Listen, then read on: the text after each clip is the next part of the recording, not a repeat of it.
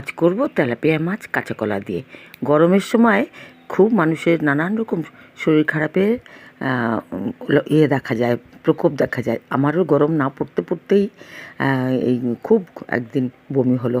তাই জন্যে কাঁচা কলা এনে জ্যান্ত মাছ দিয়ে করলাম। দেখো, কোনো মশলা ছাড়া এরকম সবজি করে দেখো, কাঁচা লঙ্কা দিয়ে খুবই সুন্দর খেতে। যেমন খেতে তেমন শরীরের উপকারও। গরমের সময় কাঁচা কলা, পেঁপে এইসবের মাছ দিয়ে ঝোল কিন্তু খেতে সুস্বাদুই হয়।